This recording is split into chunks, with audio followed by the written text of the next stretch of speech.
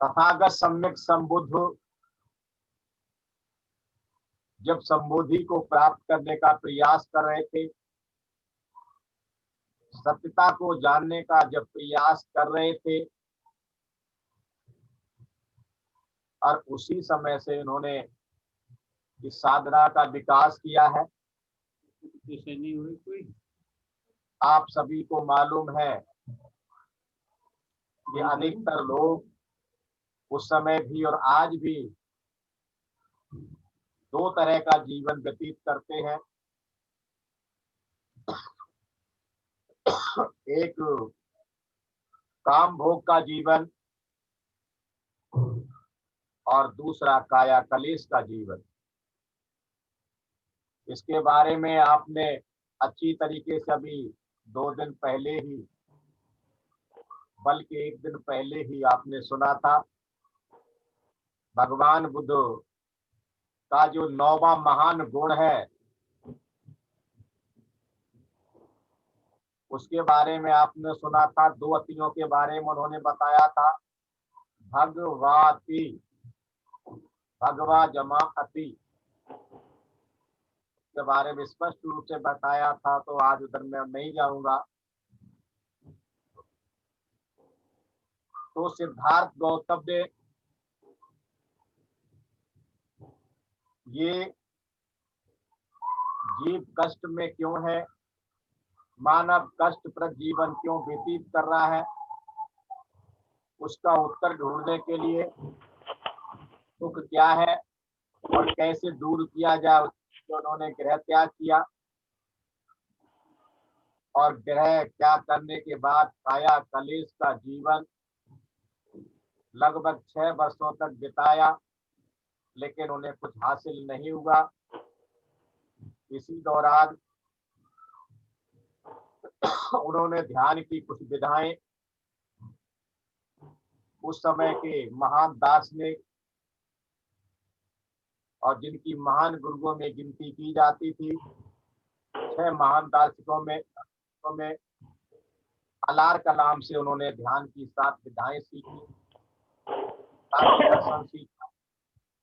और उसके बाद उद्दक रामपुत्र से वो सीखा, लेकिन जो कुछ भी उन्हें चाहिए था उन्हें वो प्राप्त नहीं हो पाया। इसलिए सिद्धार्थ गौतम ने स्वयं इस नवीन मार्ग की खोज की और नए प्रकाश के लिए साधना की। तो आप सभी जानते हैं कि जब उन्होंने काया कलेश का जीवन त्यागा, तो उनके साथी उन्हें छोड़ करके चले गए थे, लेकिन उन्होंने हिम्मत नहीं हारी और उन्होंने जो उनको सुजाता द्वारा दी गई खीर है उसका भोजन किया और अपने आप को तरोताजा करके उनके अपने पूर्व के जो अनुभव है उन पर विचार करने के लिए वो बैठे। उनको ये स्पष्ट हो गया कि अभी तक के जो अपनाए गए सभी मार्ग हैं वो विफल रहे हैं, और वो भी विफलता इतनी अधिक थी कि यह किसी को भी संपूर्ण रूप से निराश कर सकती थी। 6 साल का कष्टप्रद जीवन बहुत होता है। हालांकि खेद तो उनको भी था, खेद तो सिद्धार्थ गौतम को भी था, किंतु वो निराश नहीं हुए। निराशा उनको छू तक नहीं गई थी। अभी ब्रह्मचारी प्रज्ञा रश्मि जी ने इस्तेमाल किया वीर शब्द का इस्तेमाल, वो बहुत ही वीरवान व्यक्ति थे। उनको ये विश्वास था कि रास्ता जरूर मिलेगा। करत करत अभ्यास के जड़बत हो सुजान, रसरी आवत जात के सिल पर पड़ते। मेरे एक मित्र हैं, अक्सर मेरी इस बात को लेकर उनसे बहस हो जाती। उनका ये मानना था कि किसी व्यक्ति पर एक बार, दो बार, तीन बार मेहनत करो, तीन बार से ज्यादा नहीं। लेकिन मेरा ये विश्वास रहा है, हमें हमेशा हमेशा के लिए प्रयत्नशील रहना चाहिए। यही बोधिसत्व की भावना है। और स्वयं सिद्धार्थ गौतम भी बुद्ध बनने से पहले भी क्या थे? वो बोधिसत्व थे। उन्हें ये विश्वास था कि रास्ता मिलकर के रहेगा। इतना अधिक कि जिस दिन सुजाता ने उनको जो खीर दी थी और उसी दिन उन्होंने 5 स्वप्न देखे थे,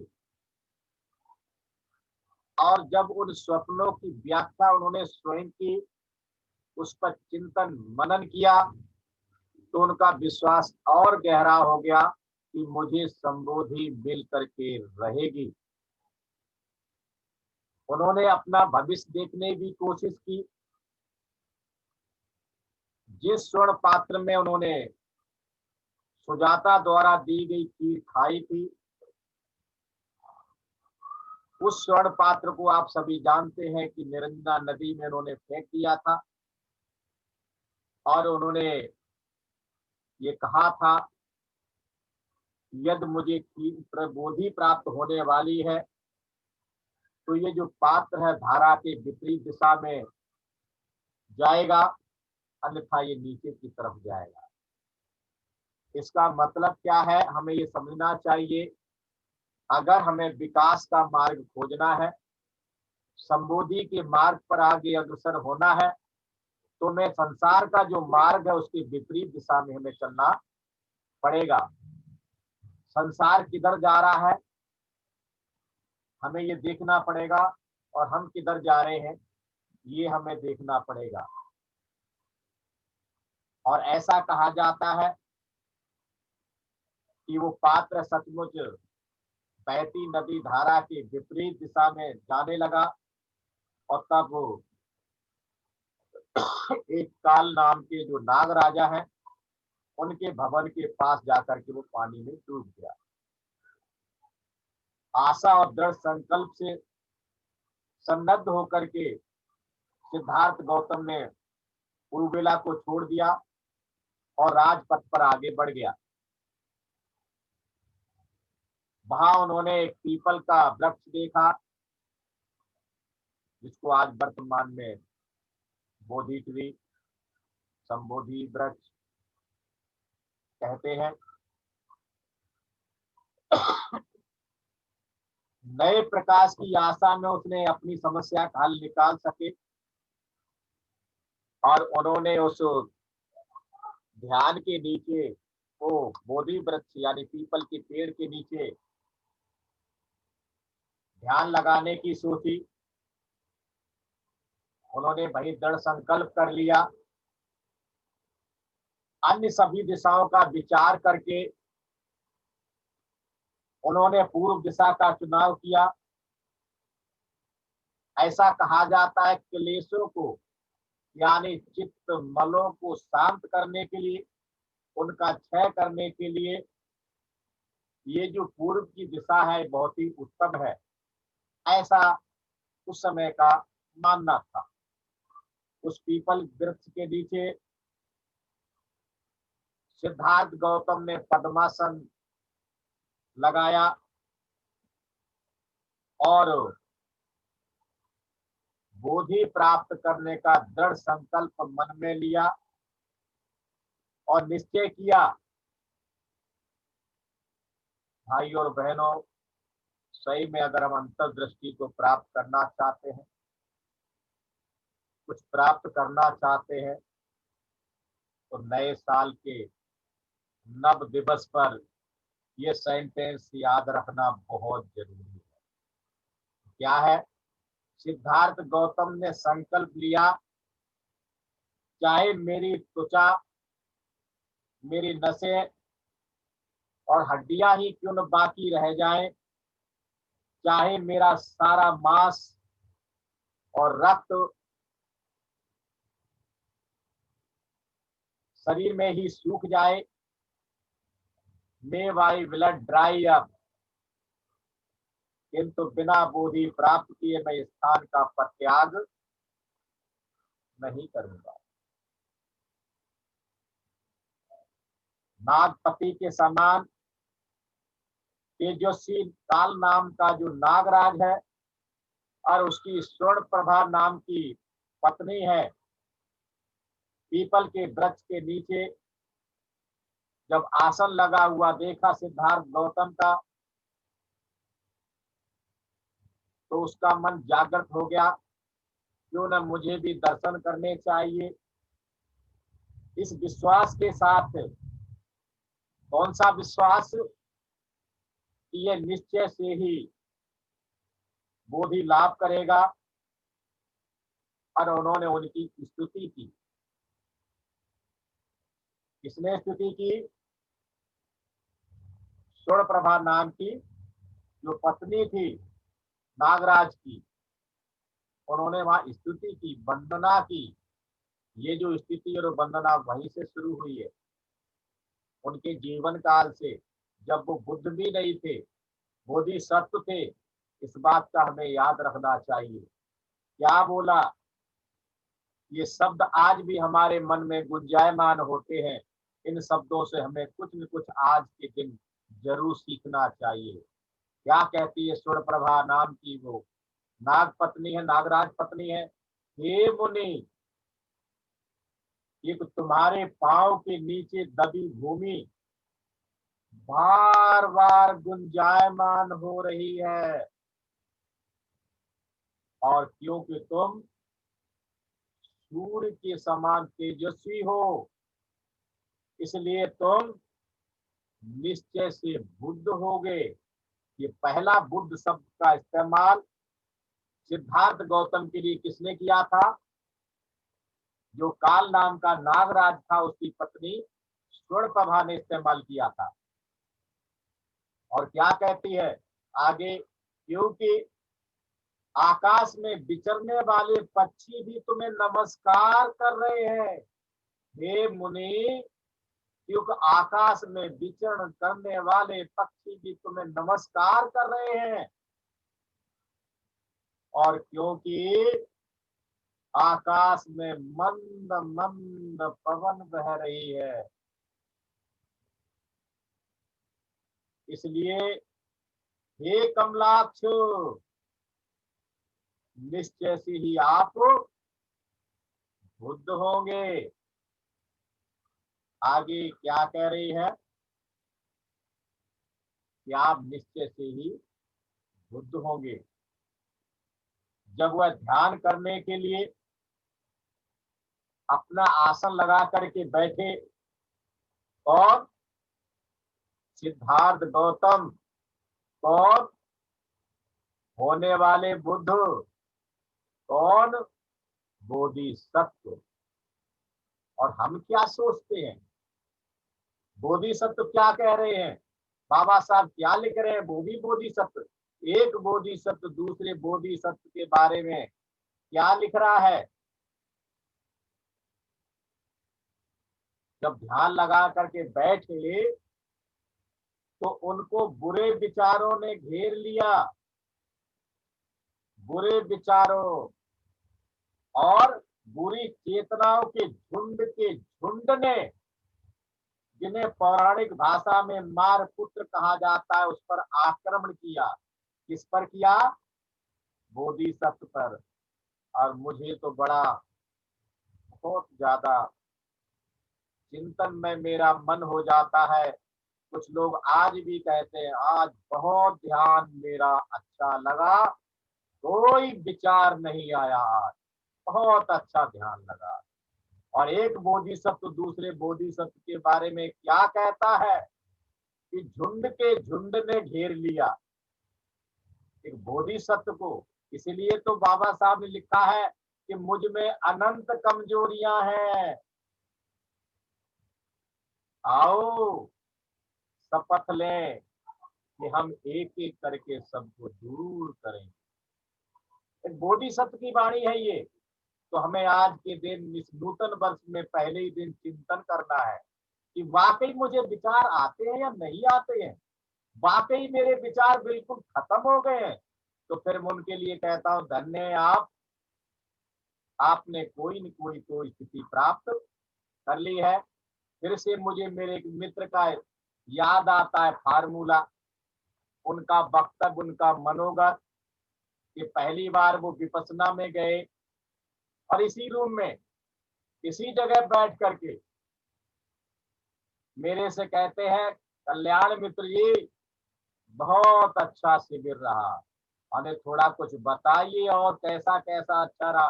बोले बस पूछो मत, मैं तो श्रोतापन्न हो गया, इतना सुनते मेरा शरीर कंपायमान हो गया। मैंने उससे दोनों हाथ जोड़े, बंधु आपके चरण कमल किधर है, मैं उनको छू करके धन्य कर लूं अपना जीवन। आप इतनी जल्दी एक शिविर में श्रोतापन्न हो गए, तो मुझसे ज्यादा और अच्छा व्यक्ति कौन होगा आपके कनक चरण कमल स्पर्श करने के लिए। एक शिविर में आप श्रोतापन्न हो गए हैं, दूसरे में आप सकृतागामी हो जाएंगे, तीसरे में अनागामी हो जाएंगे, चौथे में आप अरत हो जाएंगे और 5 में तो सम्यक संबुद्ध हो जाएंगे। मुझे ऐसा लगता है होने वाले जो बुद्ध है, जिनको मैत्रेय बुद्ध कहा जाता है, कि मुझे लगता है मेरे सामने ही है, मुझे अपने चरण कमल छू लेने दो। अब वो बहुत ढीले पड़े, ये क्या कह रहे हो, मैंने बिल्कुल सही कह रहा हूँ, मैंने अभी तक स्थिति प्राप्त ऐसा कोई नहीं देखा। तो हमारे बीच में से भी भाई और बहनों बुरा मत आनो, मेरी गिनती उसी में से ही है। एक शिविर क्या कर लेता हूँ, एक ध्यान क्या करा देता हूँ, मुझे ऐसा लगता है कि अब तो मेरे अंदर कोई भी विचार नहीं रहा, मुझे लगता कोई न कोई अवस्था को प्राप्त कर लिया है। लेकिन भाई और बहनों, यही सत्य का दृष्टि, इसको हमें समझना है। तो आगे क्या कहते हैं, गौतम को डर लगा, किसको लगा डर, एक बोधिसत्व को डर लगा। और हम लोग क्या कहते हैं, मुझे डर नहीं लगता किसी से भी, मैं नहीं डरता। और एक बोधिसत्व को भी डर लगा, तब जब मार की मार यानी झुंड की झुंड मार रूपी जब आए उन पर आक्रमण किया, तो वो भी हिल गए। तो हम और आप क्या चीज, हो सकता है आपको अंदर ऐसा ना हो, लेकिन मुझे लगता है कि मुझे फिर से चिंतन करना है। मुझे तो डर लगता है, मैं स्वीकार करता हूँ आपके सामने, कहीं ये उस पर काबू ना पा जाए। कौन, ये जो झुंड का झुंड आक्रमण कर रहा है, कहीं मेरे ऊपर ही काबू ना कर ले, कहीं मेरी साधना कोई भंग ना कर दे। बोधिसत्व यानी सिद्धार्थ गौतम जानते थे, इस मार युद्ध में बहुत से ऋषि ब्राह्मण पराजित हो गए हैं। माया मां ठगनी हम जाने, याद करो उसको, अभी समय नहीं उसके बारे में बताने का, अच्छे अच्छे ठग लिए इस माया ने। वो जानता था कौन, सिद्धार्थ गौतम जानते थे इस मार युद्ध में बहुत से ऋषि ब्राह्मण पराजित हो चुके हैं। इसलिए उन्होंने अपना सारा साहस बटोकर पूरी हिम्मत जुटा करके उस मार से का वो झुंड के झुंड जो आए थे उनको काय के लिए, उनका ध्यान भंग करने के लिए, उनसे कहा, आप ये शब्द नोट कर लीजिए, अगर आप ध्यान की गहरी साधना में जाना चाहते हैं और सम्यक दृष्टि प्राप्त करना चाहते हैं, अंतर दृष्टि प्राप्त करना चाहते हैं, जो उस समय उस बोधि वृक्ष के नीचे सिद्धार्थ गौतम ने कहा था, आज हमें उन चीजों की फिर से जरूरत है। तो क्या कहते हैं सिद्धार्थ गौतम, मुझ में वीर है, मेरी तो इच्छा ही वीर सब्जेक्ट में हुई, मुझ में वीर है, मुझ में प्रज्ञा है, हे मार तू मुझे पराजित कैसे कर सकता है। चाहे बारिश नदी के स्रोत को सुखाने में भी सफल हो जाए, किंतु तू मुझे मेरे निश्चय से नहीं डिगा सकेगा। भाई और बहनों, यही वो चेतना है जो 22 जून से लगातार कंबल में लपेट लपेट करके, मैं अभी भी देख लो कंबल में लपेटे हूँ, अपने आप कंबल में लपेटे हुए हूँ। आज भी यही निश्चय मुझे नहीं डिगा पा रहा है और आप लोगों के साथ मैं चल रहा हूँ।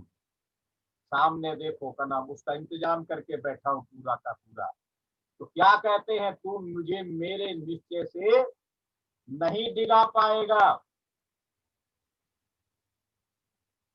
पराजित होकर जीते रहने की अपेक्षा संग्राम में मर जाना मेरे लिए बेहतर है। कौन सा संग्राम कर रहे थे वहां पर सिद्धार्थ गौतम? मुझे याद आता है आने वाले जो हमारे नेता है धम्म के, जो शिविर करने व कराने वाले हैं, नेतृत्व करने वाले हैं। आज मेरी उनसे खूब सारी बात हुई, मन को अच्छा लगा। वो क्या कहते हैं, याद कर लीजिए, धम्म मित्रों के लिए है ये शिविर। वो तो दिल्ली केंद्र के ऊपर कुछ मेहरबानी है जो सबको मिल रहा है मौका। क्या कहते हैं, ये ध्यान साधना जो बैठ करके आप कर रहे हैं, या शिविर में जो कोई भी सब धम्म सीख रहे हैं, ये मात्र लेबोरेटरी है। जब आप घर में जाएंगे ना, परिवार में जब बैठेंगे, जब अपने मित्रों में बैठेंगे, जब आप समाज में बैठेंगे, जब आप चैप्टर में बैठेंगे और जब आप चर्चा करेंगे ना, तो सामने वाले आपका आकलन कर लेंगे कितना अच्छा आपने धम्म का अभ्यास किया है और कितना गहराई का ध्यान किया है। क्योंकि जो कुछ भी आपके पास वो ही देंगे। आपके संवाद करने से पता चल जाएगा कि आप कितने वीरवान हैं, आप कितने धैर्यवान हैं, आपकी वाणी कितनी सद गई है। वाणी की जो चार सील है, आपने कितनी गंभीरता से उनको लिया है। ये पता कब चलेगा, जब आप लौट के अपने घर में जाएंगे। भाइयों बहनों, इसको अन्यथा मत लीजिएगा कि सोचो कि मेरी पोल खोल रहे यहाँ पर, मेरा ऐसा कोई ध्येय नहीं है। लेकिन सही में पता तभी चलता है जब आप दूसरों से संवाद करते हैं, तब आपके बारे में लोगों को पता चलता है कि आपने कितने अच्छे अच्छे शिविर किए हैं, आपने कितनी गहराई का ध्यान किया है, आपके अंदर बदलाव कितना अब तक आया है। तो आगे क्या कहते हैं, सिद्धार्थ गौतम, मेरा मर जाना इस संग्राम में बेहतर है पराजित होने से। तो हमें भी आप सबको पराजित नहीं होना 2021 में। 2020 गया, कोरोना चला गया, हो सकता कोई दूसरा कोरोना आ जाए, लेकिन हमने हिम्मत नहीं हारनी है। हमारा संघ त्रिजतन बौद्ध महासंघ लगातार जो 50-60 सालों में काम नहीं कर पाया, इस कोरोना काल में इतना बड़ा काम ऑनलाइन करके दिखा दिया है। एक रास्ता बंद होता है तो दूसरा रास्ता खुल जाता है। तो आगे क्या कहते हैं सिद्धार्थ गौतम, एक कहानी है, वो मैं नहीं बोलूंगा। आपको कई बार धम्मचारी प्रज्ञा रसनी ने बताई है, मैंने भी बताई है, एक बार हल्का सा धम्मचारी नागरत्न ने भी बताया था। तो क्या कहते हैं, उस कौवे की भांति, उस कौवे की भांति जो बहुत सी चर्बी प्राप्त करने की आज्ञा से किसी पत्थर पर जाकर के ठोकरें मारता है कि यहाँ से कुछ मधुर मधुर मेरे हाथ लगेगा। यही सोच करके मारने आक्रमण सिद्धार्थ गौतम पर किया था, एक बोधि सत्व पर किया था, लेकिन मिला क्या, उसको वापिस जाना पड़ा। जब कौवे को कहीं भी कुछ मधुर प्राप्त नहीं होता है, उसे जब पता चलता है ये तो पत्थर है, मैं तो पत्थर को ही चर्बी समझकर चोंच मार रहा था, जब नहीं प्राप्त होता वह वहां से चल देता है। ठीक उसी कौवे की तरह जब मार को कहीं कुछ भी गुंजाइश न दिखाई दी, तो वह निराश होकर के गौतम को छोड़ करके चल दिया। तो हम आप सभी ने क्या करना है, इसका संदेश क्या हमें मिल रहा है, हमें भी निराश नहीं होना है। मुझे याद आता है 2008 का वाकया है। एक व्यक्ति ने प्रश्न किया मनोगत में, ग्रुप चर्चा में, कि धर्मचारी जी, मुझे 8 साल हो गए हैं, आनापानसति की चौथी जो पारी है अभी तक मेरी समझ में नहीं आई, जरा इसको समझाइए।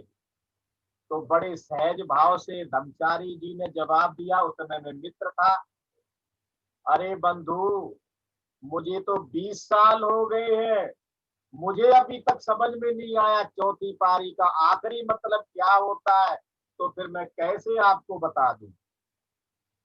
इतनी जल्दी समझ में नहीं आएगा।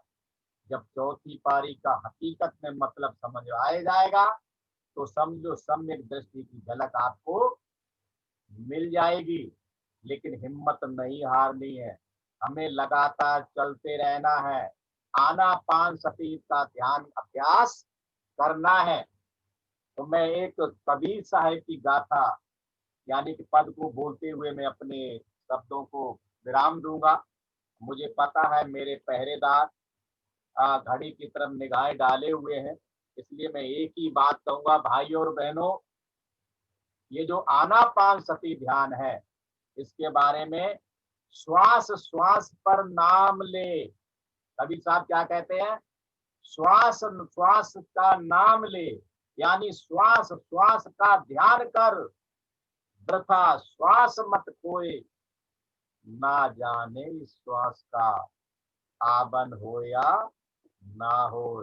रिटायरमेंट होने के बाद आऊंगा, पोते पोतियों की शादी करने के बाद ध्यान करूंगा, अभी मेरे पास समय नहीं है। तो उन्हीं के लिए है ये, इतना जो है बाद में देखेंगे, अभी बहुत समय पड़ा है। शुरुआत में हमारे मित्र डॉक्टर साहब जो है आए थे, किसी की चर्चा कर रहे थे, तो वहां पर का नाम क्या था, मैं फिर से दोहराता हूँ, इस भूले में मत रहिए कि आज करे सो काल कर, काल करे सो परसों, इतनी जल्दी काहे करे अभी पड़ी है बरसों।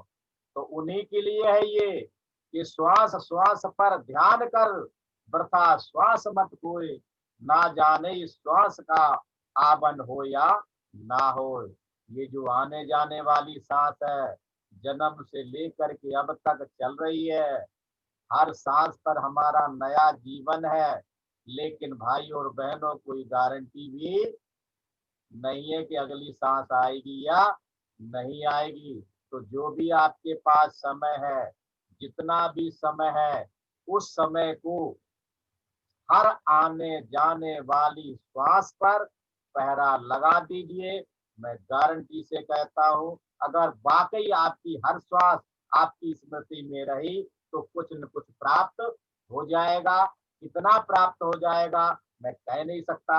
हो सकता श्रोतापन्न हो जाए, सत्यतागामी हो जाए, अनागामी हो जाए, अरत हो जाए, हो सकता सम्यक समुद्र बन जाए, लेकिन गारंटी है आपको कुछ न कुछ तो मिलेगा जरूर। इसलिए इस आनापानसति ध्यान की शुरुआत सिद्धार्थ गौतम ने की थी और वो बुद्ध बने हैं। तो मुझे ऐसा लगता है और मुझे विश्वास है आपको भी कुछ न कुछ मिलेगा, कुछ न कुछ जरूर मिलेगा, ऐसा मुझे विश्वास है। तो इन्हीं शब्दों के साथ मैं आज का जो आनापानसति के बारे में चंद शब्द में समाप्त करता हूँ।